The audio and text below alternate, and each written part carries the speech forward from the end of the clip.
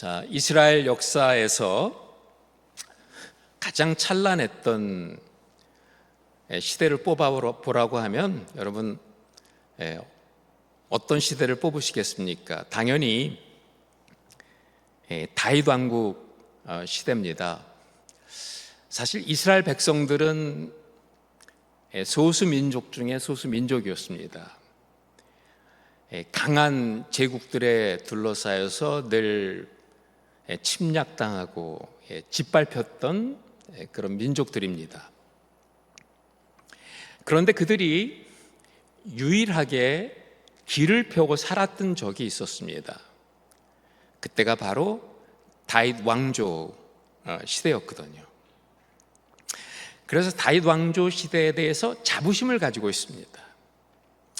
그러나 여러분, 그 다윗 왕국 시대의 출발점을 보면 현치 않습니다. 사울에게 버림받은 400여 명의 오합지졸의 어떤 산적 같은 무리들로 구성이 되어 있었습니다. 사무엘상 22장 1, 2절에 다윗 왕국이 아둘람 굴에서 어떻게 시작했는지를 우리에게 보여주고 있죠. 그러므로 다윗이 그곳을 떠나 아둘람 굴로 도망하며 그의 형제와 아버지의 온 집이 듣고 그리로 내려가서 그에게 이르렀고, 환난당한 모든 자와 빚진 모든 자와 마음이 원통한 자가 다 그에게로 모였고, 그는 그들의 우두머리가 되었는데 그와 함께한 자가 400명가량이었더라. 아둘람 굴 근처에 가서 이분들의 얘기를 들어보면 아마 깜짝 놀랄 겁니다. 아마 이런 대화가 오가지 않았을까. 우리가 사울에게 이렇게 당했는데 우리 시대만 와봐라. 사울 가문의 3종을 멸해버리겠다. 막 이런 얘기가 오갔을 거예요. 불공평한 이 시대, 이 세상 불질러 버려라. 이런 과격한 얘기들이 오갔을 것입니다. 자, 이런 사람들의 우두머리가 누구였다고요? 다윗이었다는 거예요. 여러분, 생각나는 집단 없습니까? 저는 조폭이 생각이 납니다. 조폭이. 조폭처럼 그렇게 폭력적으로 변할 수 있었던 사람들이에요. 그런데 여러분, 이런 400명이 모인 이 집단이 폭력적인 집단으로 전락하지 않았다는 거예요. 이들이 궁극적으로는 메시아 왕국을 보여주는 은혜의 나라로 변했다는 것입니다. 구약시대에 유일하게 은혜의 개념을 보여주었던 왕조, 다윗 왕국입니다. 저는 이것이 대단히 궁금했습니다. 제가 많은 공동체를 경험해 봤지만 처음엔 전부 은혜로 시작을 합니다. 그러나 사람이 모여서 함께 공동체를 이루다 보면 그렇게 은혜스럽게 시작된 공동체가 폭력적으로 변할 수 있다는 것을 너무도 많이 경험했어요. 치고받고 싸우진 않죠. 그런데 생각 속에 폭력이 있고 언어의 폭력, 이런 걸로 인해서 상처받아 교회를 안 나오는 분들 너무나 많이 봤거든요. 그런데 어떻게 이렇게 폭력적으로 시작된 이 집단이 다가올 메시아 왕국의 그림자가 되었는가? 이게 어떻게 가능했을까 좀 궁금했습니다. 그래서 제가 사무엘 상하를 쭉 읽어보면서 놀라운 사실을 발견하게 됐습니다. 바로 6장에서부터 9장까지의 이 사건들이 어떻게 다윗 왕국이 은혜의 왕국의 밑거름이 될 수 있었는가를 보여주는 사건들로 가득 차 있었다는 거예요. 한마디로 그 이유는 하나님 나라에 대한 언약을 받았던 왕조였기 때문입니다. 하나님께서 다윗 왕국에게 하나님 나라는 이럴 것이다 하면서 언약을 주셨어요. 쉽게 말하면 마지막에 메시아가 이 땅에 오셔서 하나님 나라를 이 땅에 이루실 텐데, 그것에 대한 예고편을, 미리 보는 예고편을 다윗 왕국에게 허락해 주셨는데, 그 예고편이 6장에서부터 9장까지 여기에 딱 담겨 있었다는 거예요. 당연히 하나님 나라의 그림자 예고편이라면 그 그림자라도 보여주어야 정당성이 인정이 되는 거 아닐까요?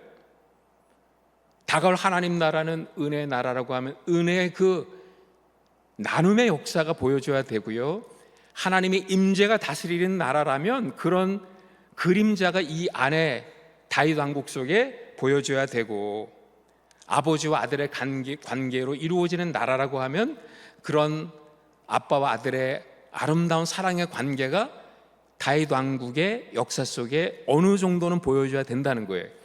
그런데 어떻게 이런 모든 게 이 안에 다 담겨 있다는 거예요. 그 가운데서도 이 7장은 그 하나님 나라에 대한 주제를 담고 있어요. 그리고 6장과 9장은 그 언약에 따라 이루어지게 될 하나님 나라의 모습, 하나의 풍경을 우리에게 그려주고 있습니다. 이 가운데서도 여러분, 사무엘하 7장은 정말 중요한 말씀입니다. 구약 성경 전체에서 저보고 가장 중요한 한 챕터를 골라보라고 하면 사무엘하 7장을 저는 골라요. 이 사무엘하 7장은 반드시 우리가 알고 넘어가야 되는 아주 중요한 장입니다. 왜냐하면 제 생각이 아닙니다. 예수님께서 그렇게 생각하셨어요. 여러분, 예수님께서 공생애를 시작하실 때 첫 번째로 선포한 말씀이 뭐죠? 하나님 나라 복음이에요. 하나님 나라가 가까웠다, 회개하라, 하나님 나라 복음을 전했다는 거예요. 여러분, 그런데 예수님이 전한 하나님 나라의 근간을 이루는 말씀이 사무엘하 7장입니다. 예수님은 분명히 이 말씀의 중요성을 아셨고요, 이 약속의 말씀이, 하나님 나라에 대한 언약의 말씀이 자신을 통해서 지금 이루어지고 있다는 사실을 믿고 계셨어요. 그래서 하나님 나라 복음을 전하셨고, 하나님 나라 기도를 하셨고, 주기도문이죠, 하나님 나라 사건들을 자신의 삶을 통해 이루어 주셨습니다. 자, 그렇다면 중요해요, 중요하지 않아요? 당연히 중요합니다. 그런데 문제가 있습니다. 사무엘하 7장이 정말 어렵습니다. 이 짧은 구절 속에 여러 가지 신학적인 난제들이 다 담겨 있어요. 그래서 제가 7장을 가지고 설교하면 이게 설교가 아니라 신학 강의가 돼버립니다. 이해할 수가 없고 설교를 다룰 수가 없어요. 그런데 저는 사무엘 상하 저자한테 감사해요. 왜냐하면 그것을 알았던 것 같아요. 7장이 너무 어렵다. 그래서 이 7장 사건을 설명해 준 주석이 있어요. 주석. 7장에 담겨 있는 이 말씀의 내용은 이것이다 해서 두 가지 사건을 양쪽으로 딱 박아 놓으셨어요. 그게 뭘까요? 법궤 회복 사건, 무비보셋을 왕의 식탁에 초청해서 함께 맞상을 본 사건, 요 두 말씀이 사무엘하 7장의 해석판이에요. 그러니까 요 6장 7장을 제가 여러분들께 나누면 여러분들은 이 말씀을 듣고 집에 가셔서 사무엘하 7장을 읽으시면 이해가 되신다 이겁니다. 자, 하나님 나라는 어떤 나라일까? 6장을 보시면 됩니다. 법궤 회복 사건, 무비보셋을 품었던 사건을 보면 됩니다. 왕의 식탁입니다. 두 사건이 보여주는 주제가 있잖아요. 법궤 회복 사건이 보여주는 그 주제는 하나님의 나라는 인간이 통치하는 나라가 아니라 하나님의 임재가 통치하는 나라예요. 그래서 성전 중심의 나라고 그 중심에는 법궤가 있어야 되는 나라인 겁니다. 그리고 하나님이 통치하시는 나라는 하나님은 우리 아빠가 되고 우리는 하나님의 아들이 되는 나라. 그래서 다윗이 무비보셋을 자기의 양자로 삼고 왕자 중 하나처럼 식탁에 앉히고 맞상을 보는 코이노니아의 그 자리, 그게 하나님 나라인 거예요. 이 두 말씀을 제가 오늘 이 말씀을 풀어서 여러분들과 함께 나누는 가운데 제 삶의 간증, 제 삶의 이야기를 덧붙여서 좀 나누도록 하겠습니다. 첫 번째, 자, 성전 중심의 나라, 하나님께서 우리들의 중심에 계시는 나라, 그 표징은 바로 법궤다라고 말씀을 드렸습니다. 자, 6장을 보시면 저는 맥락 속에서 이해를 해야 되는데, 지금 다윗과 유다 지파는 앞서 7년 전쟁에서 승리를 거뒀어요. 사울의 남은 자 다 제거하고 이제 드디어 다윗이 꿈꾸던 통일 왕국을 이루게 된 겁니다. 이제 자기 세상에 온 거예요. 자, 여러분이 다윗의 입장이었다면 이 시점에서 무엇을 하시겠습니까? 할 게 너무도 많지 않습니까? 막 제국으로 부상하고 있는 이웃 나라들에게 외교사절단을 보내갖고 동맹을 맺고, 힘 있는 사람들을 모아가지고 강한 정예부대를 만들고, 또 똑똑한 인재들을 모아가지고 경제개발 5개년, 10개년 계획을 세워가지고 백성들을 잘 먹고 잘 살게 해주는 계획을 세우고, 할 일이 너무도 많았다는 거예요. 그런데 다윗은 통일 왕국으로서 마땅히 해야 될 한 가지를 잊지 않고 그 일을 했다는 거예요. 다른 할 일이 많이 있지만 그것보다 가장 중요한, 가장 먼저 해야 될 일, 법궤를 회복하는 일이었다고 다윗은 믿었던 거예요. 여러분, 법궤를 회복하고자 했던 이 다윗의 모습을 보면서 우리는 다윗이 이스라엘을 어떻게 생각했는지를 알 수 있다는 거예요.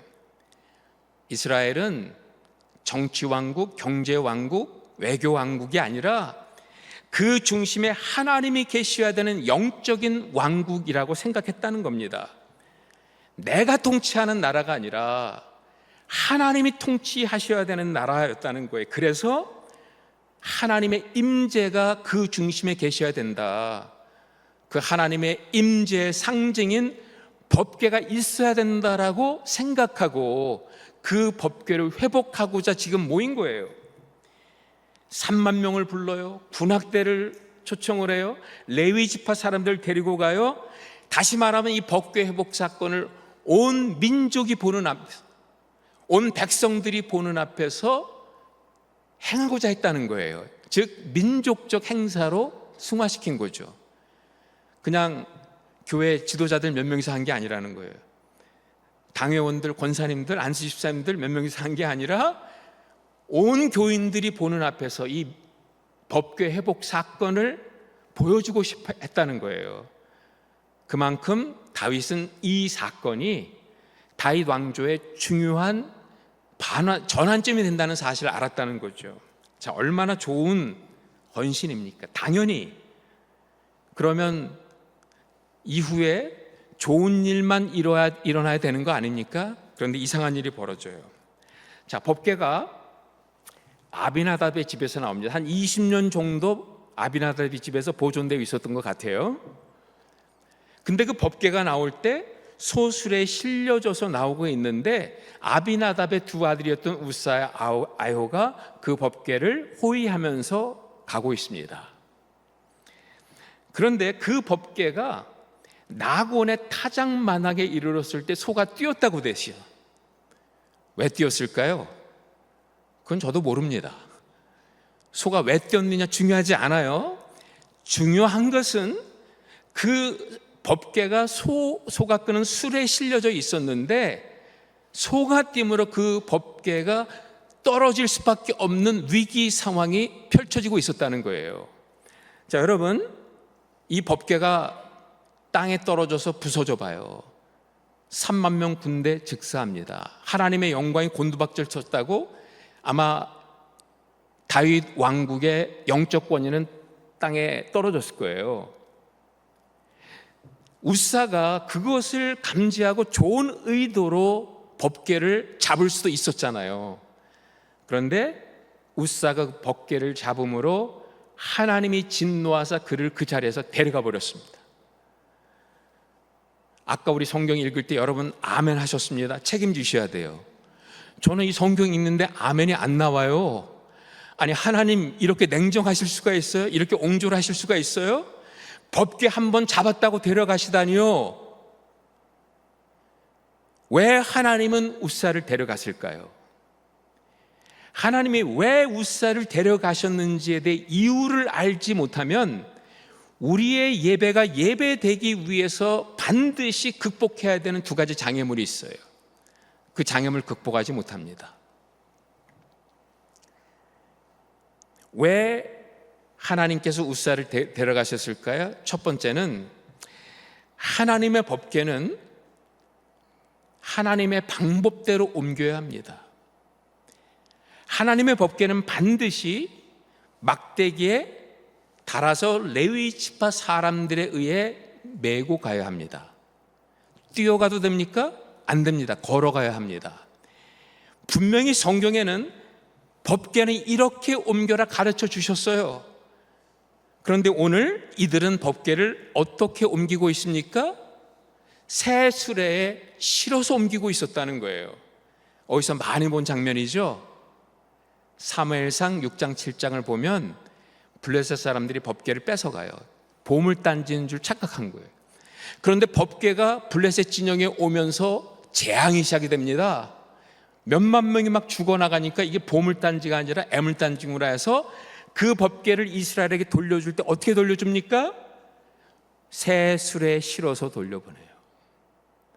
블레셋 방식으로 법궤를 옮겼다는 거예요. 여러분, 목축업에 종사했던 이스라엘 백성들에게는 새 수레가 존재하지 않아요. 이거는 농경산업의 소산물입니다. 농경산업에 종사했던 블레셋의 방식이었다는 거예요. 우사는 분명히 레위지파 사람이에요. 레위지파 사람들은 하나님의 거룩함을 지켜내야 되는 직분을 맡은 자예요. 하나님의 법궤의 최후의 보루가 레위지파 사람입니다.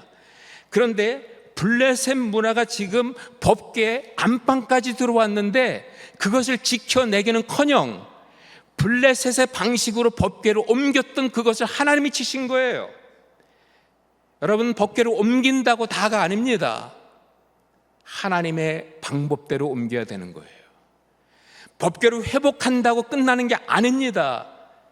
과정 속에 하나님의 방식으로 회복해야 되는 거예요. 우리가 오늘 예배한다고 다 예배가 됩니까? 이 자리에 앉아 있다고 예배가 됩니까? 아닙니다.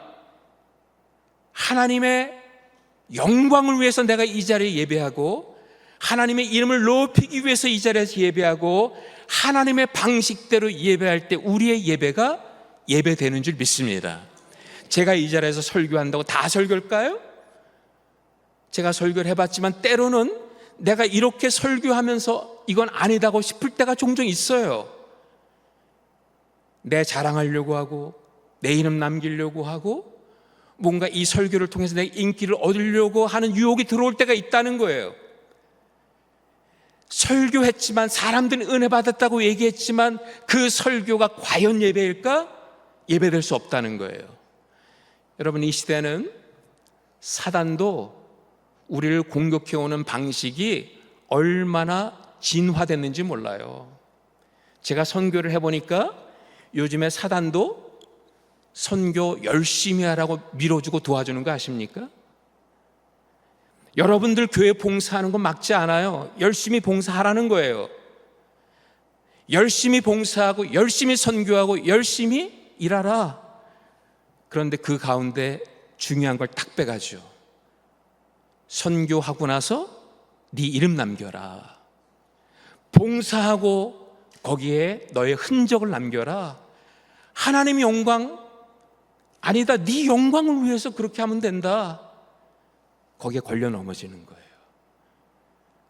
예배하되 하나님의 방식대로 예배하고, 봉사하되 하나님의 영광을 위해서 봉사하고, 선교하되 하나님의 이름만 남기는 선교해야 하나님께서 받으시는 줄 믿습니다. 자, 두 번째는 이 법궤는 아무도 소유할 수 없습니다. 법궤를 잡았다고 했는데 여기 중요한 의미가 담겨 있습니다. 잡았다의 문법을 보니까 그 소유격이, 그 동사가 소유격이에요. 그냥 잡은 게 아닙니다. 애착을 가지고, 집착을 가지고 내 것인 것처럼 잡은 거예요. 어느새 웃사는 이 법궤를 사유한 겁니다. 20년 동안이나 이 법궤를 희생하며 수고하며 지켜냈습니다. 20년 동안이나 내가 수고를 아끼지 않고 지켜냈기 때문에 그 법궤는 내 것이라고 생각한 거예요. 지금 웃사는 내가 수고하며 지켜낸 이 법궤, 나의 분신 같은 그 법궤를 호위하면서 3만 명 진영으로 지금 진입하고 있습니다.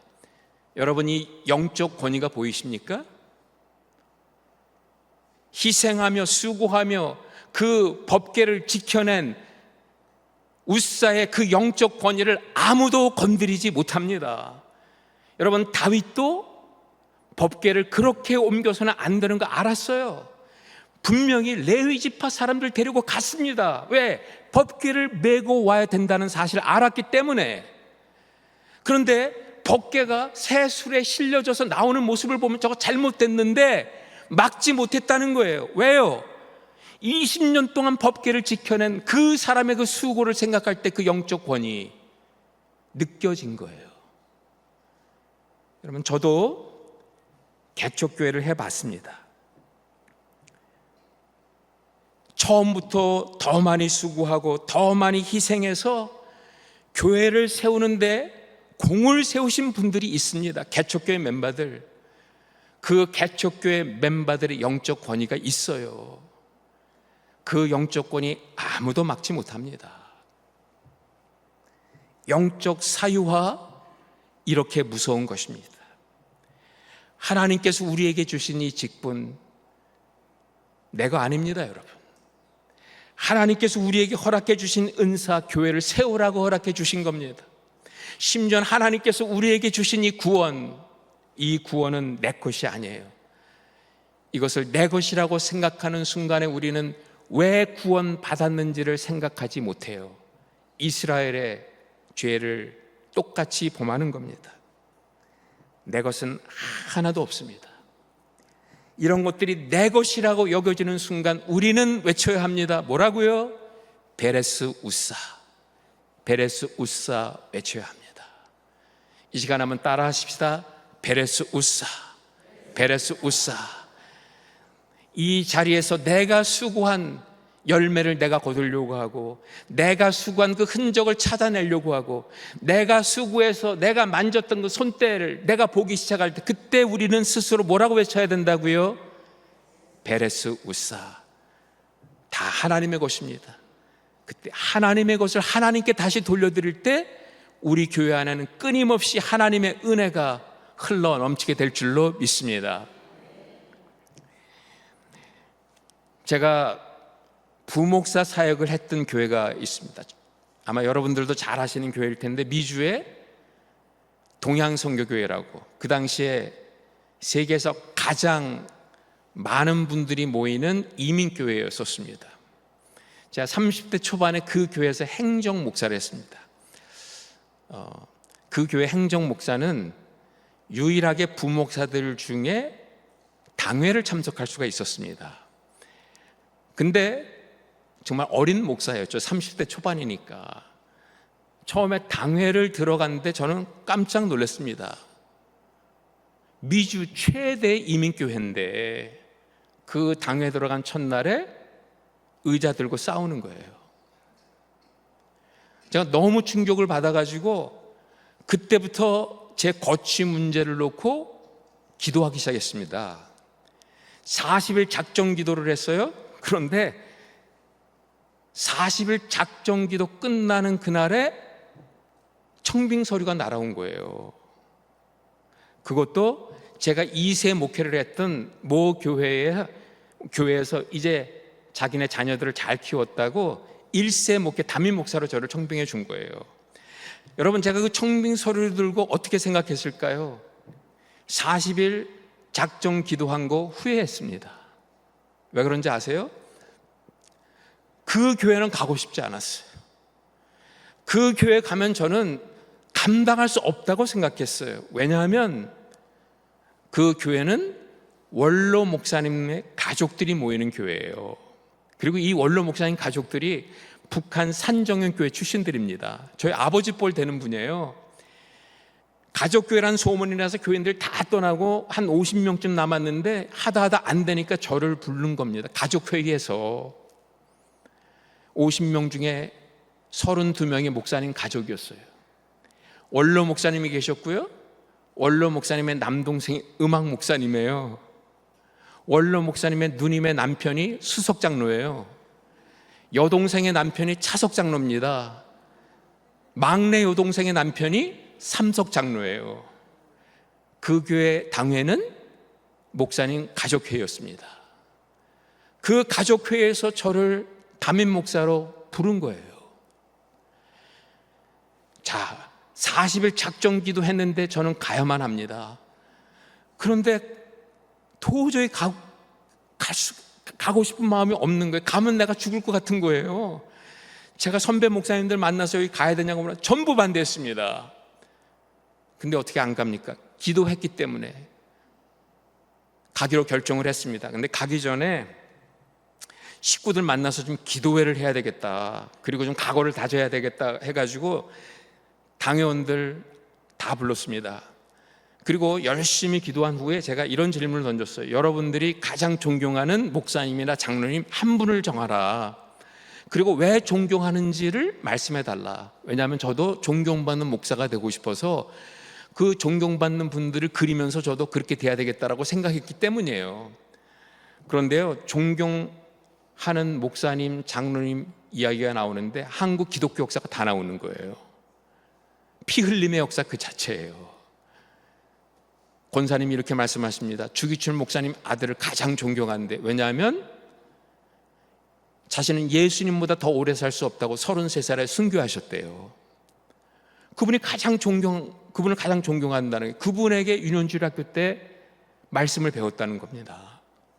또 무슨 장로님인데 그분은 신사참배 반대하다가 고문당해가지고 손가락이 아작났답니다.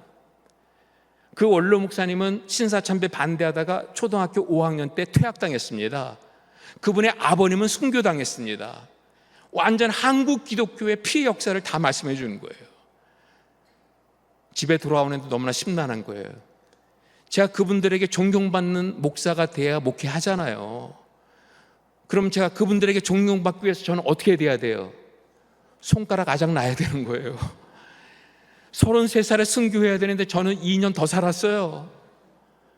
아골골짝 빈들까지 복음 들고 가기는커녕 다운타운의 홈레스 피플들에게 복음 전해 본 적이 없어요. 예수 때문에 불이익 당해 본 적이 없어요. 집에서 기도를 하는데 너무 심란한 거예요. 하나님, 제가 할 수 있을까요? 우리 아버지 뻘 되는 분이고 순교자 자녀들이고 순교자 가족들인데 제가 감당할 수 있을까요? 그때 주님의 음성을 제가 들은 거예요. 내가 너보고 죽으란 얘기는 안 하겠다. 그런데 네가 목숨 걸고 헌신하고픈 한 가지를 네가 선택하라 그러시더라고요. 그럼 내가 너의 헌신을 받아주겠다. 그때 제가 다른 것은 모르지만 내가 모든 영역에서 준다고는 말 못하겠어요, 예수님. 그렇지만 예배를 위해 제 인생 바치겠습니다. 예배자가 되겠습니다. 그리고 그때 예배 헌신한 거예요. 정말 주말이면은 제가 골방에 들어가서 주일날 예배를 위해서 기도하고 나오질 않았어요. 일주일 내내 중보기도 틈 돌리면서 주일날 예배를 위해서 중보기도 하고, 그리고 주일날 강대상에 서면 좀 하나님의 임재가 느껴졌어요. 우리 보좌 앞에 모두 모였는데 하면 눈물이 팽 돌아요. 성도들이 모여들기 시작합니다. 성도들이 성경만 가지고 오지 않았어요. 손수건을 가지고 왔어요. 매 주일마다 하나님이 눈물을 주시는데 그야말로 감동과 진동의 역사 그 자체였었어요. 오는 사람만 있고 떠나는 사람이 없었습니다. 4년 만에 750명으로 커버렸어요. 그때 하나님께 저에게 깨우침을 주시는 거예요. 내가 예배 헌신했기 때문에 하나님이 부흥을 주셨구나. 아니었어요. 저는 놀라운 사실 하나를 발견하게 된 거예요. 우리 교회 장로님들이 젊은 김병환 목사가 아버지 뻘 되는 우리와 당회를 같이 하면서 이 교회를 운영해 나가면 얼마나 부담이 되겠느냐. 우리가 지금까지 희생했고 헌신해서 교회를 이만큼 세워놨다면 이제 우리가 내려놓자. 목사님 나이와 비슷한 젊은 집사님들로 당회 구성해주고 운영위원회 구성해주고 우리는 물러나자. 그 장로님들이 다 물러나 주신 거예요.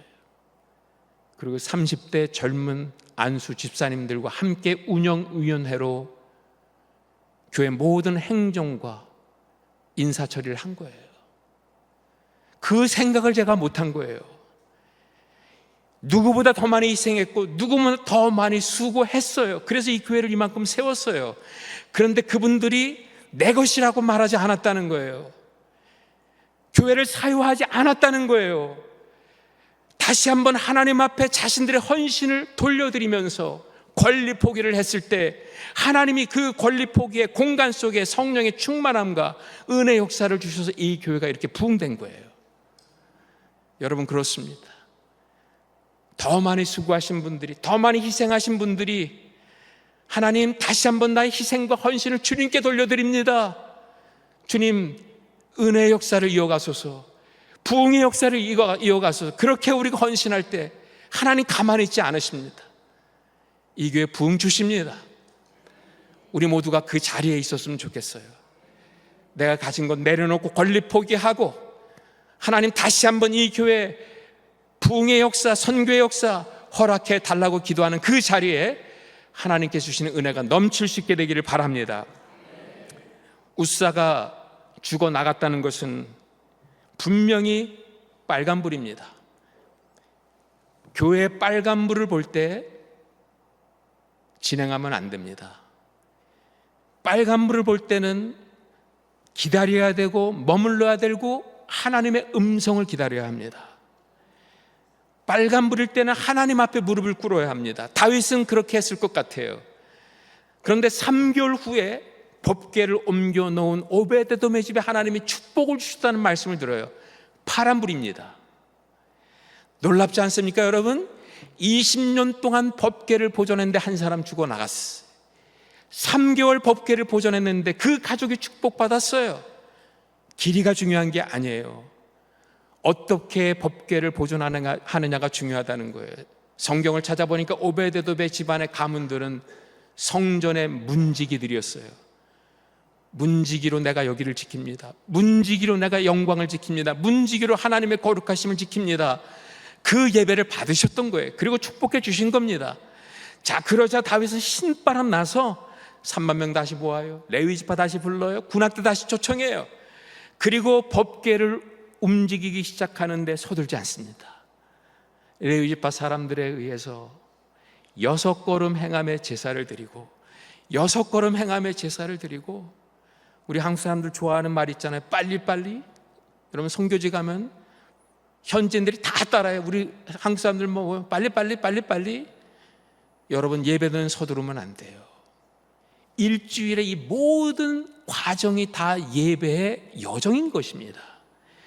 다윗성으로 올라가는 이 한 스텝 한 스텝이 전부 예배 여정이었던 거예요. 이제는 하나님 예배하되 하나님의 방식으로, 하나님 중심으로 예배하겠다고 헌신한 거죠. 그렇게 예배하는 다윗, 어떤 옷을 입고 있습니까? 오늘 말씀을 보니까 배 에봇을 입고 있습니다. 얼마나 좋은 기회일까요?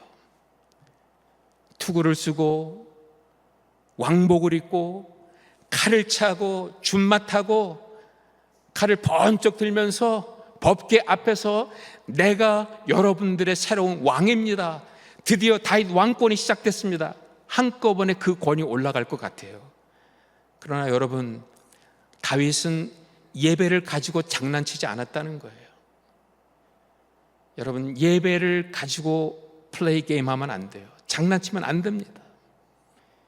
다윗은 배 에봇, 제사장들이 입는 속옷입니다. 다윗은 그 옷을 입고 하나님 앞에 예배하고 있었다는 거예요. 무슨 말입니까, 여러분? 3만 명 앞에 있는 왕이 아니었다는 거예요. 3만 명 중에 한 사람으로 하나님 앞에 섰다는 거예요. 즉 다윗의 예배 청중은 하나님 한 분이셨다는 겁니다. 3만 명 군대가 그의 예배 청중이 아니었다는 것입니다. 그래서 다윗은 왕복이 아닌 제사장의 옷을 입고 나왔던 것입니다. 왕으로서가 아니라 예배 유일한 청중이신 하나님 앞에 예배자로 나왔던 것입니다. 여러분은 오늘 어떻게 하나님 앞에 나오셨습니까? 목사로 나오셨습니까? 장로로 나오셨습니까? 권사로 나오셨습니까? 아니면 하나님의 한 사람의 예배자로 나오셨습니까? 하나님은 오늘 한 사람의 예배자를 찾고 계세요. 우리가 한 사람의 예배자로 이 자리에서 한 분의 청중이신 하나님 앞에서 예배하면 하나님은 모든 것을 주고 싶어 해요. 그런 예배자를 하나님이 부르고 계십니다. 하나님 이 시대에 제가 한가 깨달은 게 있어요. 일꾼을 부르신다고 생각했어요. 선교사를 부른다고 생각했어요. 그래서 제가 선교사로 헌신했어요. 그런데 선교지에 가보니까 예배자가 없는 거예요. 하나님은 선교사를 부르지 않아요. 예배자를 부르세요. 예배자를 부르시고 예배자를 통해 하나님의 선교의 일을 해나가십니다. 교회 일꾼을 부르시지 않습니다. 예배자를 부르시고 그 예배자를 통해 하나님의 일을 진행하십니다. 굳이 따지자면 예배하는 목사, 예배하는 장로, 예배하는 권사, 반드시 우리의 타이틀 앞에 예배가 붙어야 되는 거예요. 왜요? 하나님의 사역이거든요. 하나님의 교회거든요. 하나님의 일이거든요. 그러면 자신을 예배하는 그들을 통해서 하나님은 당신의 일을 이어나가기를 원하신다는 거예요. 필 리벤스가 이런 얘기를 했습니다.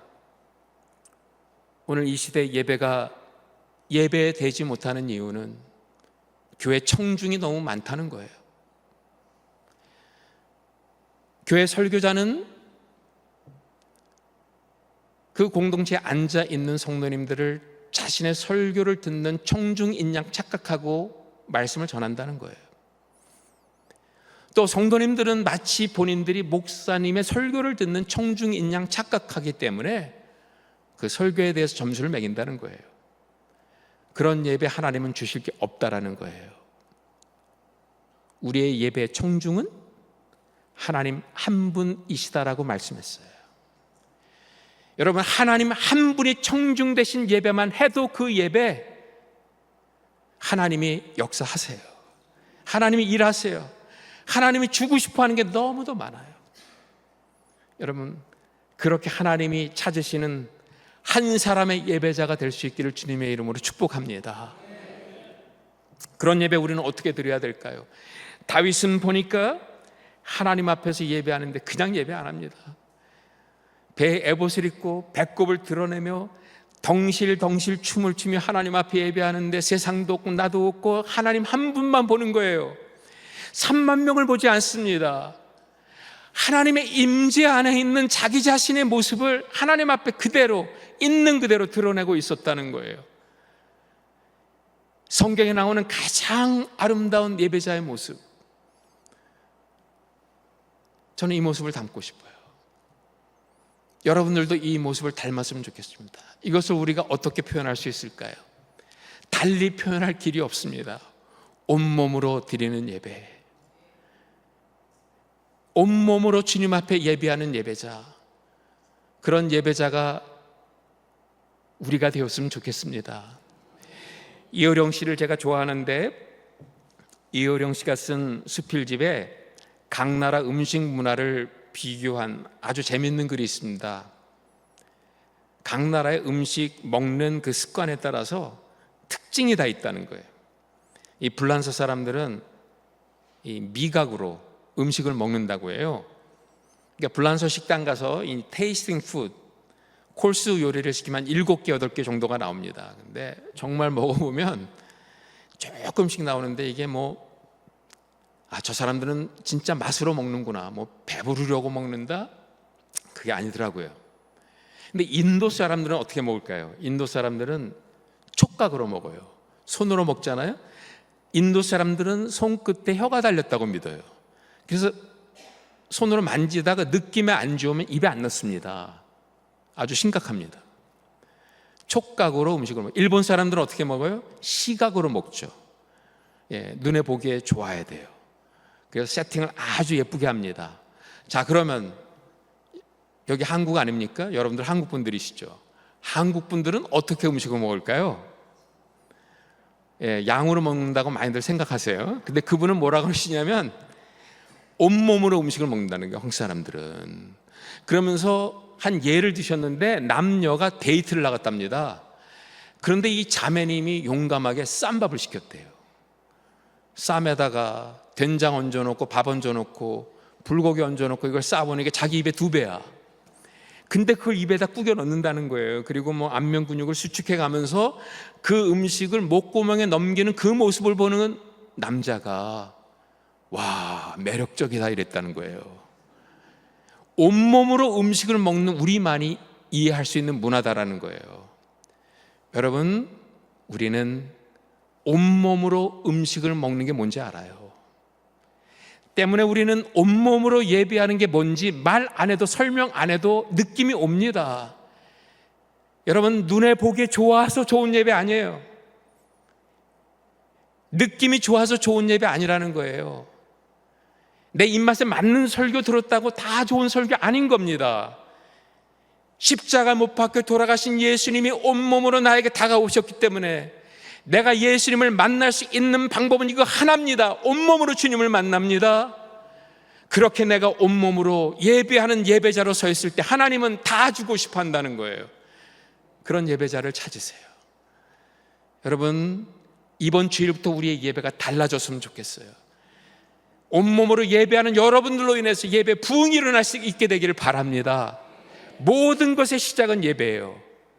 예배를 통해서 하나님이 일하세요.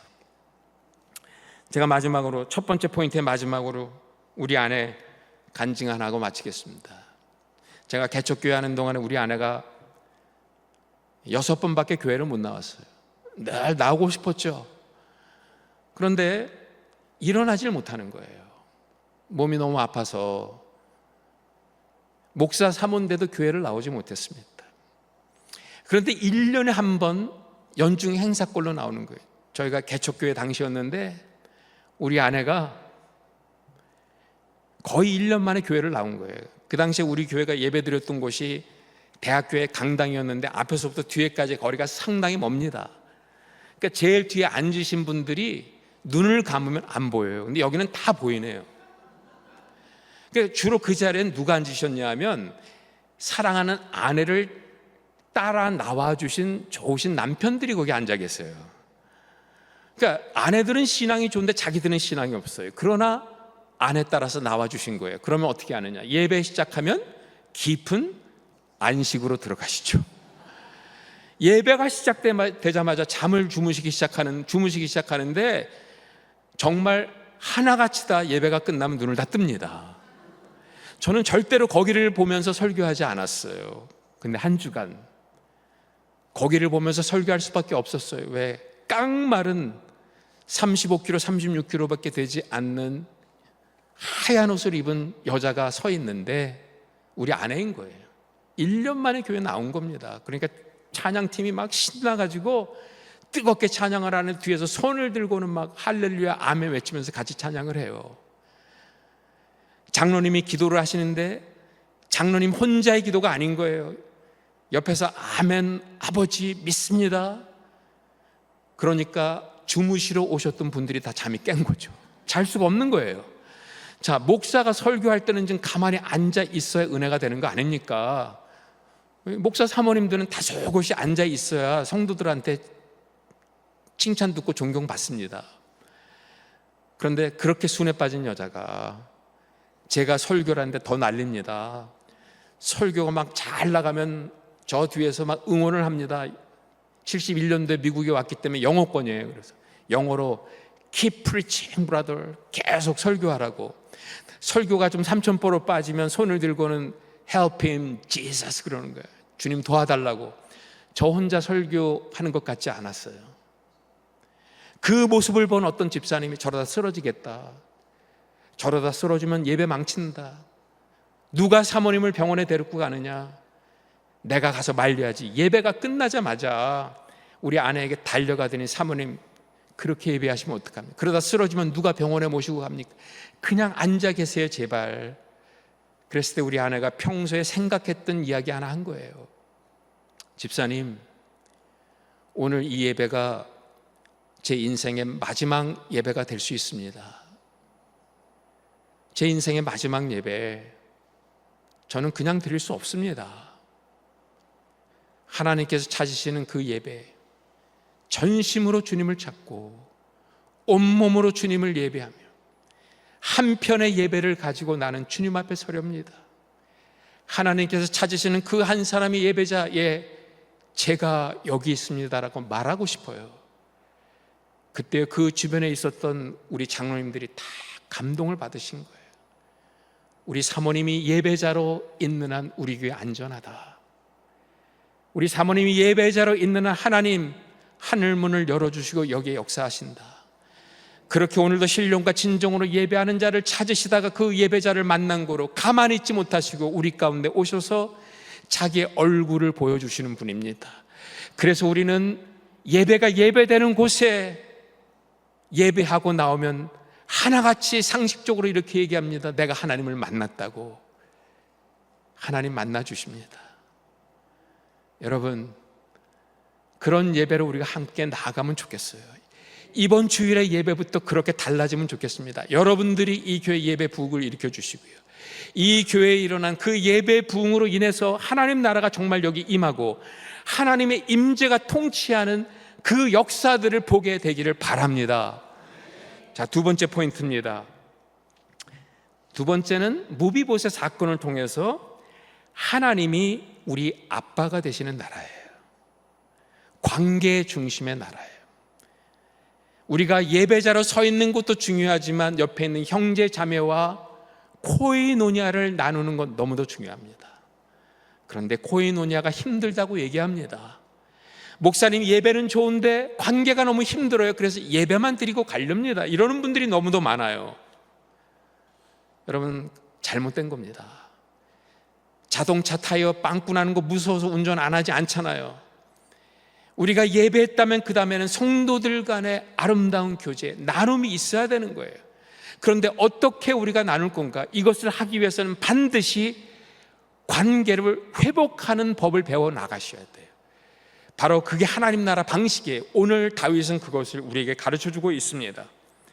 분명히 하나님의 나라는 나는 그의 아버지가 되고 그는 내 아들이 되리라고 사무엘하 7장 14절에서 말씀하셨어요. 그런데 그 말씀이 있자마자 그 다음 장에 다윗은 무비보셋을 자신의 아들로 입양을 합니다. 여러분, 아빠를 잃어버렸습니다. 온 식구들을 다 잃어버렸습니다. 그런데 그 무비보셋이 다윗의 아들이 되었다는 거예요. 이게 하나님 나라 이야기예요. 상황을 보면 이렇습니다. 8장을 보면 8장에 다윗이 주변 국가들을 다 제압했다. 특별히 블레셋을 제압했다는 사실을 아주 자세히 밝히고 있어요. 이게 왜 중요할까요? 여러분, 이스라엘 역사 속에서 유일하게 블레셋을 제압했던 때가 바로 다윗 왕국 때예요. 블레셋은 늘 이스라엘 백성들을 괴롭혔습니다. 근데 처음으로 유일하게 블레셋을 제압했어요. 그 이야기는 다윗 왕국은 더 이상 자신의 생존을 걱정하는 연약한 나라가 아니에요. 이제는 외부로 뻗어나가는 힘 있는 나라가 되었다 이겁니다. 자, 그럴 때 이제는 그거에 걸맞는 내각, 조직을 갖춰야 되잖아요. 그래서 조직을 새롭게 개편을 했는데 거기에 아둘람 출신들이 대거 등용이 된 겁니다. 자, 그러면 아둘람 출신들은 폭력적이잖아요. 그리고 7년 전쟁 때 사울의 그 아들 이스보셋을 중심으로 11지파가 집결이 되어서 피비린내난 7년 전쟁이 있었던 거 다 알고 있어요. 무비보셋이 살아있으면 이게 후환이 된다는 거 알았을까요? 몰랐을까요? 당연히 이거는 위험한 일이다. 그들이 다윗의 귀에다가 속삭였을 거예요. 다윗 왕이요, 이제 이 나라가 출범했습니다. 이 나라가 영원하면 좋겠습니다. 이 나라가 영원하려면 후환을 없애야 합니다. 사울의 손자 요나단의 아들 직계입니다. 이 사람이 남아있는 한 언제 또 다른 지파들이 결집할지 모릅니다. 피비린내나는 7년 전쟁 경험하셨잖아요. 이 무비보셋을 제거해야 합니다 라고 말했다고 저는 생각해요. 또 무비보셋도 자기 자신이 제거 대상인 걸 너무나 잘 알았기 때문에 보니까 로드발이라는 지역에 완전히 은둔 생활을 하고 있어요. 로드발이라는 말의 뜻은 모든 생명이 살아날 조짐이 보이지 않는 황무한 땅이다, 이런 얘기입니다. 그러니까 황야 같은 장소를 두고 로드발이라고 불렀어요. 사람이 살지 않는 그곳에 지금 숨어 있었다는 얘기입니다. 다윗이 그때 무비보셋을 찾습니다. 아마 무비보셋도 겁이 덜컥, 이제는 때가 왔구나, 나도 이제는 숙청되겠구나 라고 생각했을 겁니다. 그래서 다윗 왕 앞에 섰을 때 그의 입에서 나온 말이 죽은 개 같은 나를, 이렇게 얘기를 해요. 정말 자기는 죽은 목숨이라고 생각했다는 거예요. 그런데 다윗이 어떻게 합니까? 그 다윗을 성으로 불러들일 뿐만 아니라 사울의 남은 땅을 다 그에게 도로 줘버립니다. 그의 정통성을 인정해 줬다는 거예요. 나는 사울의 가문 건드리지 않겠다. 사울의 가문과 우리는 하나다. 그를 자신의 가족으로 입양했다는 거예요. 왕자의 옷을 입혀줍니다. 게다가 가장 근접한 거리에서 다윗과 함께 맞상을 봅니다. 다윗이 무비보셋을 죽이라고 말했던 사람들 앞에서 지금 다윗은 선포하는 거예요. 이 무비보셋 내 아들이야, 건들지 마, 그랬다는 거예요. 여러분, 이 사건 하나로 폭력의 악순환이 끝나요. 이 사건으로 이 다윗 왕국은 은혜의 왕국으로 나아가는 발판을 마련해요. 유일하게 은혜라는 단어가 한 장 속에 3번이나 등장을 해요. 이런 장이 없습니다. 3번이나 은혜를 베풀겠다, 은혜를 베풀겠다, 은혜를 베풀겠다, 9장에 나와 있습니다. 어떻게 이게 가능했을까? 여러분, 우리가 관계를 풀어나가기 위해서 오늘 다윗을 통해서 배워야 되는 한 가지 원리가 여기 있다는 거예요. 이게 쉽게 됐을까요? 절대로 쉽지 않았습니다. 그런데 어떤 과정을 거치면서 사울의 문제를 풀어가는 방식, 인간관계를 풀어나가는 방식을 확실하게 배웠고 그걸 적용했어요. 그때 다윗 왕국이 메시아 왕국을 보여주는 왕국이 되었다는 거예요. 그게 뭘까요, 여러분? 1절에서 3절에 그 원리가 다 담겨 있습니다. 사울의 장부 지우기를 하셔야 되는 거예요. 자, 여러분 보세요. 지금 다윗은 무비보셋을 품기를 원했어요.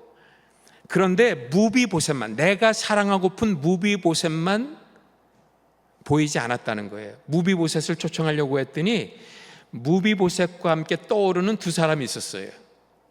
그 2사람이 누구였죠? 무비보셋의 할아버지 사울, 무비보셋의 아버지 요나단이 보였다는 거예요.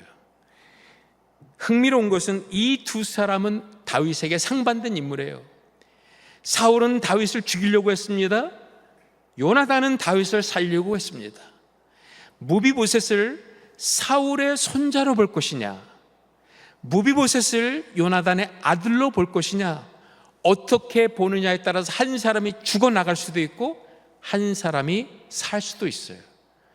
관점이 이렇게 중요하다는 겁니다. 여러분, 사울은 다윗에게 누굽니까? 창을 던진 사람이에요. 칼집을 풀어서 죽이려고 했던 사람입니다.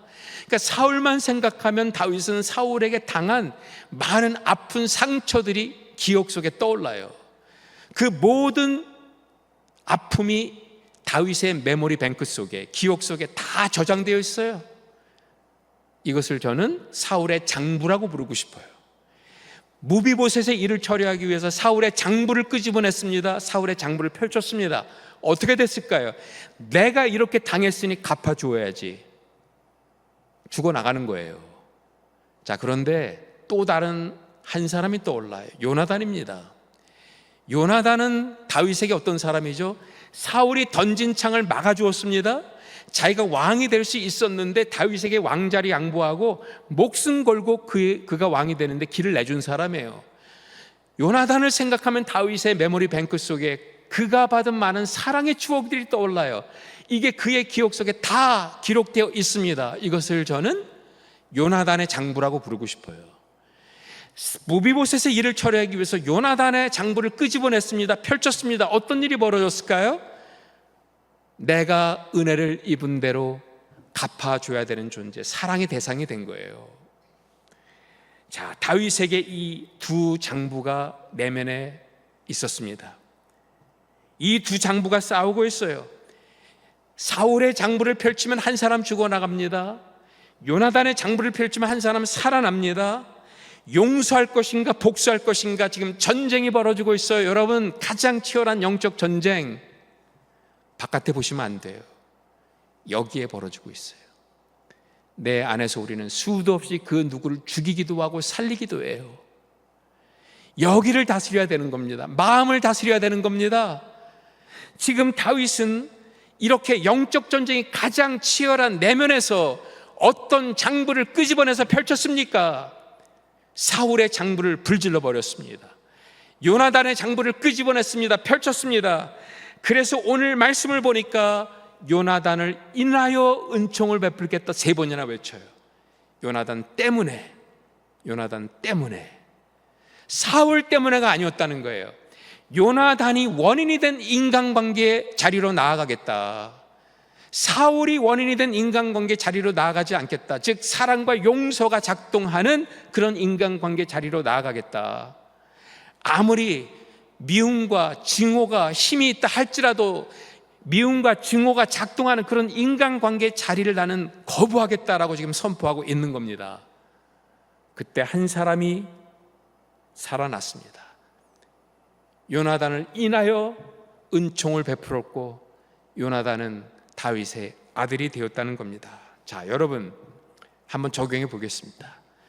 우리 안에도 두 장부가 지금 싸우고 있어요. 오늘 이 시간에 여러분들은 다 이렇게 점잖게 앉아 계시지만, 금맥기칠한 모습으로 이렇게 점잖게 앉아 계시지만 저는 압니다. 이 안에 무비보셋이 한 명쯤 다 있는 거예요. 사울의 장부가 우리 안에 있고요, 요나단의 장부도 우리 안에 있다는 거예요. 이게 싸우고 있어요. 그런데 너무도 이상한 것은 사울의 장부를 키우기 위해서는 여러분들 아무것도 안 하셔도 돼요. 저절로 큽니다. 죄성을 지닌 인간의 모습이 이렇다는 거예요. 가만히 있으면 사울의 장부만 드러나요. 가만히 있으면 미움과 증오의 추억만 떠올라요. 그러나 요나단의 장부는 그렇지 않아요. 말씀 보지 않으면, 기도하지 않으면, 내가 열심히 훈련받지 않으면 이 요나단의 장부는 늘어나지 않습니다. 여러분, 이런 속담을 들어보신 적이 있습니까? 은혜는 물에 새기고 원수는 돌판에 새긴다. 너무 비참하지 않습니까? 받은 은혜는 너무도 많아요. 지난 100년의 역사라고 들었습니다.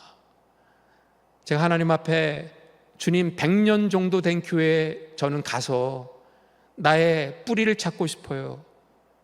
나의 풀뿌리 영성을 배우고 싶어요. 그래서 제가 100년 이상 된 교회를 가게 해달라고 기도했는데 이 교회가 2번째 온 교회예요. 지난 100년 동안에 하나님께서 베풀어 오신 은혜의 역사 있지 않았을까요? 그런데 여러분, 혹시 그 은혜의 역사는 다 물로 씻겨 흘러보낸 거 아닙니까? 그리고 원수는 돌판에 새긴다고 내가 당한 것만 기억하고, 그거 뭐 아침에도 생각하고 점심 때도 생각하고 심지어는 꿈에서까지 묵상하다 보니까 이게 점점 커지는 거예요. 힘을 받아요. 사울의 장부에 묶인 삶, 사울의 장부에 지배받는 우리가 되고 있지는 않은지, 여러분 이 악순환을 끝냈으면 좋겠어요. 이 악순환을 오늘 이 집회를 통해서 멈췄으면 좋겠습니다. 어떻게 해야 될까요? 감추면 되나요? 감춘다고 되지 않습니다. 억지로 말 안 하고 꾹 참으면 됩니까? 아니에요. 입으로 고백을 해야 합니다. 쏟아내야 합니다. 그렇지 않으면 우리 속에 차곡차곡 쌓여진 사울의 장부가 결국은 쓴뿌리가 돼요. 원치 않는 말과 행동으로 나타날 수밖에 없어요. 그런데 그것을 옆에 사람한테 얘기하면 나도 죽고 그 사람도 죽습니다. 우리 아내가 그렇게 신앙이 좋다고 생각해서 제 안에 있는 쓴뿌리를, 사울의 장부를 쏟아냈더니 그 사람도 힘들어 하더라고요. 우리는 감당 못해요. 여러분, 우리의 사울의 장부, 그것을 다 쏟아내도 감당할 만한 한 분이 계시다는 거예요. 그분이 누굴까요? 십자가에 못 박혀 돌아가신 예수님입니다. 왜 그분이 그렇게 십자가에 못 박혀 돌아가셨을까요? 가장 수치스럽게 돌아가셨잖아요. 수치스러운 사람 받아주시겠다는 거예요.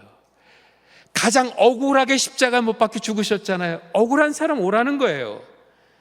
물과 피를 다 쏟으시고 골고다 언덕을 피의 동산으로 물들일 정도로 그렇게 깊은 상처를 입고 돌아가셨잖아요. 상처받은 사람 오라는 거예요. 여러분, 예수님보다 더 상처 많이 받은 분 여기 없고요. 예수님보다 더 수치감, 깊은 수치감 경험한 분 없고요. 더 억울한 분 없습니다. 주님께 전부를 가지고 가서 전모를 펼쳐주세요. 가장 솔직하게 하나님 앞에 기도하세요. 아프면 아프다고 기도하시면 돼요. 힘들면 힘들다고, 그 누구를 용서하고 싶은데 용서가 안 된다고 있는 그대로 정직하게 주님 앞에 다 쏟아부으면 주님이 다 들어주세요. 공감해 주세요. 동행해 주십니다. 정답 주시고 설명하고 그러지는 않으세요. 그러시고 나서 다 했냐? 경환아, 이제 다 했니? 그럼 나와 함께 다시 일어나자. 이렇게 세워주십니다. 사울의 장부에는 죽고 요나단의 장부에 살아나는 거예요. 이걸 매일매일 해나가는 과정을 거치면서 우리는 십자가 앞에서 사울의 장부를 죽이고 요나단의 장부를 살릴 수 있는 줄 믿습니다. 여러분, 지난날 우리가 교회 생활 해오면서 그렇게 늘렸던 사울의 장부, 오늘 이 시간 다 찢어버리세요. 불태워버리세요. 그리고 이제는 요나단의 장부를 새롭게 펼칠 수 있는 저와 여러분들이 될 수 있길 바랍니다. 그래서 만남이 은혜가 되고 만남이 감사가 되고 이 자리에 진정한 코이노니아가 이루어질 수 있기를 바랍니다. 제가 마지막으로 간증하고 마치겠습니다. 제가 이 말씀을 여러분과 나눠야 되나 나누지 말아야 되나 사실 고민 많이 했습니다. 교회에서는 하기 쉬운 얘기는 결단코 아닙니다. 저는 사실 이런 말할 자격이 없습니다. 왜냐하면 저희 아버지와의 관계가 그렇게 썩 좋지 않았어요. 우리 한국 분들이 다 그렇지만 권위자로부터 받은 상처가 우리에게 있어요. 특별히 첫 번째 권위자, 우리 아빠, 우리 아버지로부터 받은 상처가 있죠. 저도 그런 게 있었던 것 같아요. 저희 아버지는 평상시에 너무도 좋은 분이에요. 근데 마음에 상처가 있었어요. 제가 북한에 사역하러 들어갔다가 우리 아버님의 과거를 알게 되었는데, 평양 근처에 있는 어느 커다란 농가의 지주의 아들로 태어났어요. 어려서부터 그 땅을 다 맡아서 관리를 했어요. 근데 이제 6.25 때 친남이었기 때문에 가족들이 막 숙청 위기에 모인 거예요. 그래가지고 저희 아버님이 둘째였는데 형님이랑 같이 이렇게 의기투합해가 식구들을 다 데리고 이남으로 피난오는 과정 속에 저희 할머니가 다리를 좀 저셨다고 해요. 그래서 결국 못 내려오시고 동생들이랑 할머니 할아버지는 다 돌려보냈는데 나중에 보니까 전부 뭐 숙청을 당한 거예요. 그 아픔이 있다는 걸 제가 나중에 알았어요. 가끔 혼자서 술을 드셨는데 나중에는 이게 좀 심하게 드시는 뭐 알코올릭 비슷하게까지 그렇게 좀 술을 많이 드셨습니다. 술만 드시면 딴 사람이 되는 거예요. 정말 술이 왼수였습니다. 그래서 아버님이 술 드시고 만취가 돼서 집에 돌아오면 가족들은 다 피해요. 우리 어머님은 그냥 끝까지 인내하고 참고 계셨고, 근데 우리 형제들은 뭐 힘드니까 그냥 어디로 가버립니다. 근데 제가 그때 그 아버지의 술주정을 다 혼자 받게 됐어요. 제가 견딜 수가 없더라고요. 화가 나서 제가 하고 싶은 말을 해버렸습니다. 아버지, 하고 싶은 말 있으면 제정신으로 하세요. 술 드시고 이렇게 말씀하시면 술 주정으로밖에 안 들립니다. 바른 말 한 거예요. 근데 바른 말이라고 꼭 올바른 말은 아니에요. 아버님이 뚜껑이 열리신 겁니다. 평소에 매를 들어보셨던 분이 아닙니다. 그러니까 어떻게 때려야 될지 잘 모르는 거예요. 몽둥이를 들고 저를 치셨는데 궁뎅이를 치시겠다고 때렸는데 허리를 친 거예요. 제가 그냥 쓰러졌어요. 그리고 24시간 동안 움직이질 못했습니다. 그 다음날 제가 학교를 못 가서 한국에서 중고등학교 6년 동안 유일하게 결석을 해서 개근상을 놓쳤어요. 제가 침대에서 무슨 생각을 했을까요? 나는 저런 아버지의 모습이 싫어. 나는 절대로 저런 아버지처럼 안 될 거야. 이를 악물고 결심을 한 거예요. 근데 또 평소에는 좋으니까 그런 생각을 잊어먹습니다. 그러다가 술만 드셨다면 자동적으로 이 뼛속까지 각인된 이 얘기가 튀어나오는 거예요. 또 술 드셨네. 나는 저런 아버지의 모습이 싫어. 절대로 저런 아버지처럼 안 될 거야. 결혼을 했는데도 이게 변하지 않은 거예요. 우리 아내랑 같이 아버님께 인사하러 갔습니다. 근데 그날 술을 드셨어요. 제가 집으로 오는 차 안에서 여보 당신 봤지? 우리 아버님 또 술 드셨어. 난 저런 아버지의 모습이 싫어. 절대로 아버지처럼 안 될 거야. 그랬더니 10년 동안 듣다가 10년 만에 한마디 한 거예요. 여러분, 남편을 정말 바꾸시기를 원하신다면요, 10년 동안 참다가 10년 만에 한마디 딱 하면 끝납니다. 우리 아내가 10년 만에 이런 얘기를 했어요. 당신 10년 동안 이런 얘기 했다. 근데 오늘 보니까 당신 아버지랑 똑같아 그러는 거예요.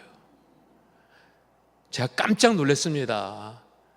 10년 동안 아버지처럼 되지 말아야지 하면서 나는 누구를 묵상하며 살았을까요? 되지 말아야 될 대상 아버지를 묵상한 거예요. 어느덧 내가 생각한 그분대로 내가 닮아가고 있더라는 거예요. 여러분, 오늘 여러분들의 이 모습은 지금까지 누구를 묵상하며 살았느냐의 결과물이에요. 돈을 묵상하고 살면 눈이 돈 색깔로 변한다는 거 아십니까? 그때부터 예수님을 묵상해야지, 예수님을 바라봐야지. 쉽지가 않았어요. 끊임없는 내면의 싸움이 있었습니다. 이것을 해결하지 못하고 제가 선교지를 가버린 거예요. 근데 우리 형님한테 전화가 걸려왔습니다. 2007년도였는데 야, 아버지가 화단을 정리하시다가 허리를 다치셨다는 거예요. 그래서 하반신 오른쪽을 거의 못 쓰신다. 몸이 그렇게 되시니까 술을 다시 드시기 시작했고 우울증까지 왔다. 식구들이 너무 힘들어하니까 네가 와서 좀 한 달간 돌봐달라. 그때가 2007년 11월 감사의 달이었었어요. 하나님이 주신 기회라고 생각하고 돌아와서 아버님과 관계를 회복해야지 했어요. 그래서 열심히 도왔어요. 근데 감사절 며칠을 앞뒀는데 끊임없이 아버님의 입에서는 불평과 원망이 나오는 거예요. 야, 이렇게 살아서 뭐하냐? 죽어버리겠다. 나는 우리 며느리들이 나 수발하는 거 못 본다. 차라리 죽어버리겠다. 이걸 계속 하니까 내 귀가 좀 어떻게 되는 것 같더라고요. 그래서 제가 한마디 했습니다. 아버지, 제발 그러시지 말라고. 여동생이 아버지 이렇게 잘 모시고 있고 또 형이 벤처 사업에서 성공해가지고 아버지 해달라는 거 다 해드리고 있지 않냐고. 저도 욕먹는 목사 아니에요. 그래도 나름 존경받는 목사. 이 정도면 감사할 제목이 있잖아요. 아버지 자꾸 죽고 싶다 그러는데 제 귀에는 더 살고 싶다는 말씀으로 들려요. 오래오래 사세요. 그걸 원해요. 그랬어요. 아버지 얼굴에 표정이 이상해지더라고요. 그냥 집에 가라 그러셔요. 그리고 그 다음 날 우리 여동생이 부들부들 떨리는 목소리로 저에게 전화를 걸어온 거예요. 큰일 났다는 거예요. 그날 우리 아버지가 돌아가셨습니다. 자연사가 아니었어요. 온 식구들이 다 멘붕에 빠져버렸습니다. 저희 집안의 목사가 8분입니다. 아무에게도 연락할 수가 없었습니다. 이 기가 막힌 상황을 대처할 길이 없는 거예요. 식구들을 보니까 완전히 멘붕에 빠졌어요. 어떻게 생각해야 될지, 어떻게 반응을 보여야 될지 아무도 모르는 거예요. 제가 그때 기도했습니다. 하나님, 내가 둘째 아들이기를 포기합니다. 잠시 동안. 그렇지 않으면 우리 가정이 어떻게 될 것 같아요. 그래서 제가 우리 가족들 다 데리고 산에 가서 제가 아는 거 다 했어요. 말씀 전하고 내적 치유하고 중보기도 하고, 그러면서 다른 식구들은 다 회복이 되어서 잘 돌아갔어요. 그리고 저는 선교지에 갔는데 그때부터 저는 이 문제를 가지고 싸워야 되는 거예요. 이 문제와 대면해야 되는 거예요. 밖에 나가지 못하고 어떤 사역도 할 수가 없었고, 아파트에 틀어박혀서 하나님 앞에 기도만 합니다. 십자가를 바라봅니다. 살고 싶어서. 하나님, 너무 힘듭니다. 하나님, 이 상황을 나는 어떻게 해야 되죠? 내가 아버지에게 마지막 했던 말이 사랑한다는 말이 아니었어요. 왜 이렇게 사셨어요? 말했던 제가 불효자식입니다. 하나님, 그러나 저도 억울하지 않습니까? 5만 가지 생각이 막 드는 거예요. 그런데 십자가 앞에서 하나님 앞에 기도하면 어김없이 하나님은 그래, 내가 너를 용서한다. 십자가 위에서 저를 만나주시는 거예요. 그렇게 하루 이틀, 일주, 2주 계속 기도하는데 어느 날 십자가 앞에 십자가를 바라보는데 십자가에 예수님이 안 계세요. 투박한 십자가만 있는데, 그때 제가 나도 모르게 십자가 위에 못 박히신 예수님이 안 계세요. 그럼 나는 어떻게 오늘 한날을 살아요? 주님, 십자가 예수님 아니면 난 살 수 없어요. 그때 주님의 세미한 음성이 들리는 거예요. 네가 십자가 위에 못 박힌 나를 찾느냐? 나는 십자가 위에 못 박혔으나 이제는 십자가에 더 이상 없다. 3일 만에 부활했다. 이제 너는 십자가 위에서 나를 찾지 말고 십자가 위에 나와 함께 못 박힌 너를 찾아라. 너의 아픔을, 너의 원통함을, 너의 상처를, 너의 그 안타까움을 십자가 위에 못 박으라고 주님이 말씀해 주시는 거예요. 그래서 제가 메모지를 막 벽에다가 압정으로 꼽듯이 하나하나 다 적어가지고 나의 억울함을, 나의 아픔을, 나의 상처를, 나의 죄의식을, 나의 원한의 감정을, 사랑한다 말하고 싶었지만 말 못했던 아쉬운 마음을 십자가에 다 못 박았어요. 그리고 저는 다시 일어날 수 있었어요. 그때 제가 놀라운 한 광경을 보았습니다. 아버지는 사울이 아니었다는 거예요. 아버지는 사울이었고 나는 다윗이라고 생각했어요. 아버지는 가해자였고 나는 피해자라고 생각을 했어요. 그런데 우리 아버지는 두 다리를 다 저는 무비보셋이었다는 거예요. 네가 무비보셋을 보면서 평생 사울의 장부만 잔뜩 키웠구나. 무비보셋과 무비보셋이 함께 만났어야 되는데 너는 그렇지 못했다는 거예요.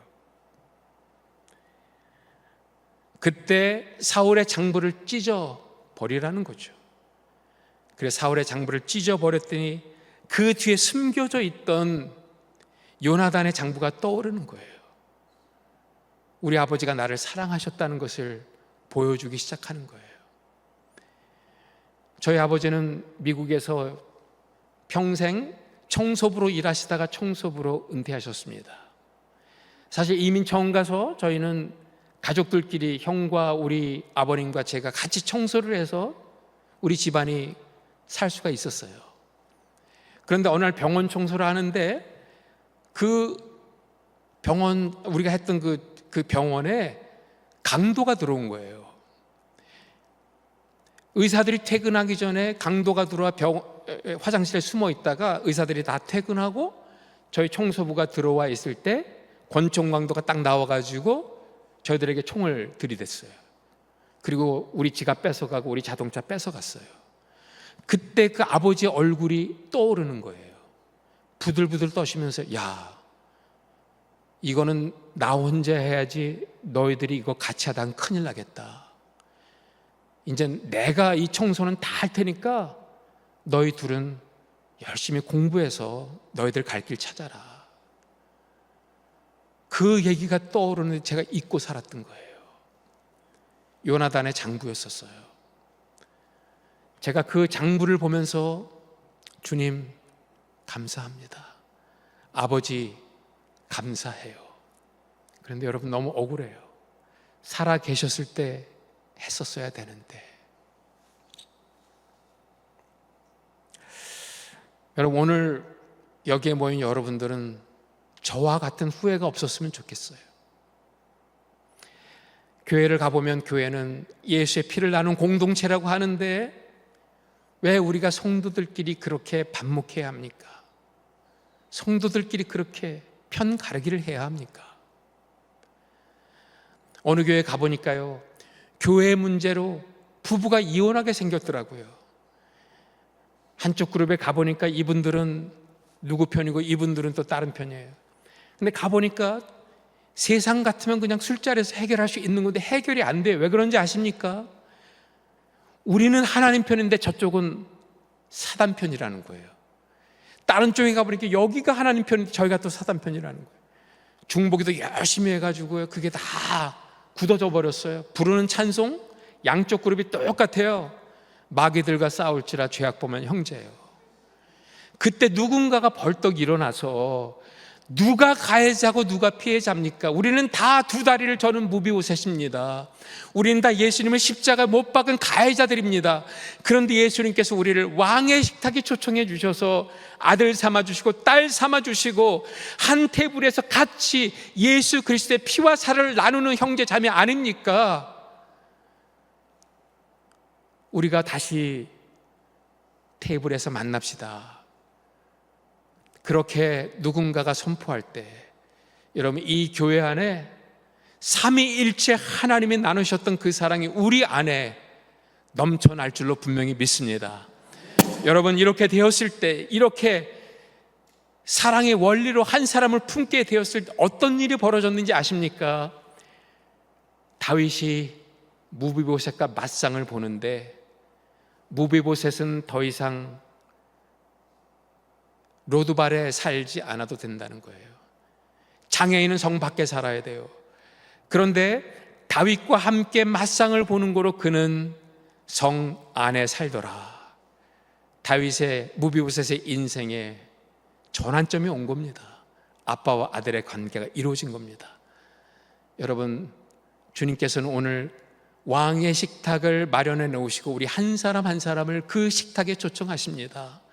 내가 문 밖에 서서 두드리노니 누구든지 내 음성을 듣고 문을 열면 내가 그에게로 들어가 그로 더불어 먹고 그는 나와 더불어 왕의 식탁에서 함께 축제 인생을 나누게 되리라. 여러분, 그런 한 분 한 분이 여러분이 되실 수 있길 바라고요.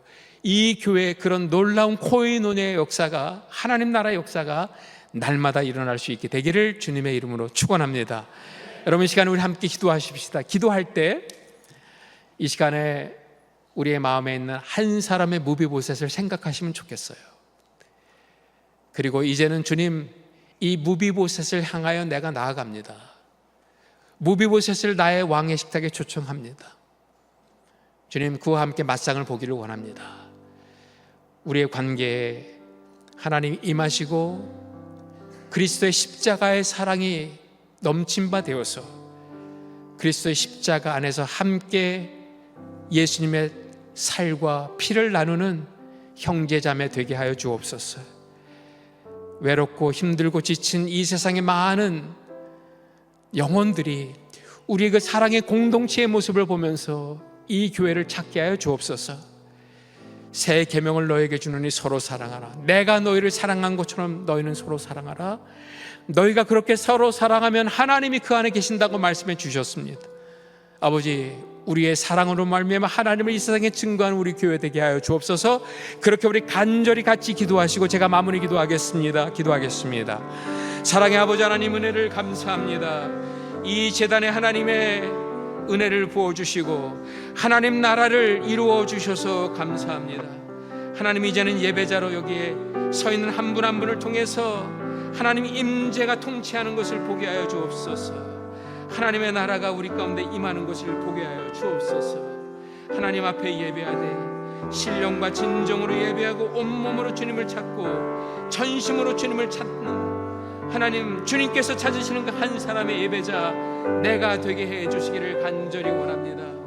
하나님, 그렇게 예배자로 서 있는 이 자리에 이제는 아버지 코이노니아가 회복될 수 있기를 원합니다.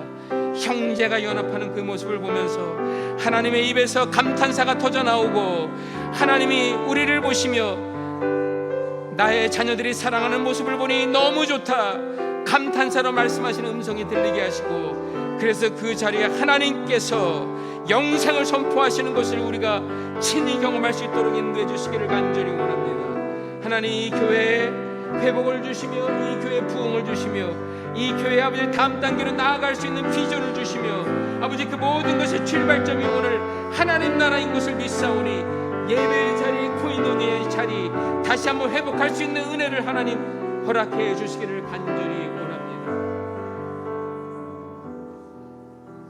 사랑의 주님, 감사합니다. 우리에게 왕의 식탁을 마련해 주시고 그 왕의 식탁에 우리를 한 사람 한 사람을 초청하시어 오라고 말씀해 주셔서 감사합니다. 우리를 마주 보시면서 2인칭의 언어로 내가 너를 사랑한다, 너는 나의 온 우주여 나의 전부다, 내 눈에 넣어도 너는 아프지 않다. 아버지, 이런 놀라우신 하나님의 그 사랑의 호출을 저희들이 이 시간에 받았습니다. 이제 주님과 맞상을 봅니다. 하나님의 아들, 딸이 되었습니다. 천국의 왕자, 공주가 되었습니다. 하나님, 그러나 이 놀라운 하나님의 사랑을 아직도 깨닫지 못하고 알지 못하는 우리 주변에 너무도 많은 방황하는 영혼들이 있습니다. 하나님, 이제 우리가 그 왕의 식탁을 열게 하여 주옵소서. 이제는 왕의 식탁을 열어 나의 사랑하는 또 다른 친구들이 이 왕의 식탁에서 내가 나누었던 그 사랑을 함께 나누게 되는 은혜를 보게 해주시기를 원합니다. 이 교회가 그렇게 열린 교회가 되기를 원합니다. 이 교회가 그렇게 영접할 수 있고 환대할 수 있는 교회가 되기를 원합니다. 하나님, 우리의 눈이 가장 연약한 자, 가장 아픈 자, 38년 된 병자에게 늘 가 있을 수 있도록 도와주시고 아버지, 그 영혼들을 바라보는 그 주님의 눈이 우리의 눈이 되어서 아버지, 우리로 말미암아 그들이 하나님을 만나고 예수님을 만나게 되는 축복이 있게 해주시기를 간절히 원합니다. 하나님, 우리는 다 하나님께서 찾으시는 한 사람의 예배자인 줄 믿습니다. 하나님, 우리 예배로 말미암아 이 교회 부흥이 일어나기를 원하며 예배의 부흥을 통해서 아버지는 이 교회의 부흥을 경험하게 되기를 원합니다. 하나님, 우리가 그 부흥의 한 복판에 설 수 있기를 원합니다. 그 예배 하나님의 임재 가운데 우리가 설 수 있기를 원합니다. 여기는 거룩한 땅이니 너의 발에 신을 벗으라. 아버지, 우리가 그 말씀을 듣고 주일마다 신발을 벗고 이곳에서 영광의 하나님을 만나게 되는 축복이 매 주일마다 상식적으로 일어날 수 있도록 하나님 축복하여 주시옵소서. 그렇게 하실 하나님을 찬양합니다. 감사하신 예수님의 이름으로 기도했사옵나이다. 지금은 우리 구주 예수 그리스도의 은혜와 아버지 하나님의 극진하신 사랑과 성령의 감화, 감동, 인도, 교통하심이 이 모임 위에와 이제는 놀라우신 사랑의 왕의 식탁을 함께 경험하고 이제는 이 왕의 식탁을 가지고 세상 속에 들어가 그 왕의 식탁을 열어 또 다른 한 사람을 이 왕의 식탁에 초청하고자 하는 주의 사랑하는 백성들 머리머리 위에 이제로부터 영원까지 함께 하옵시기를 간절히 축원하옵나이다. 아멘.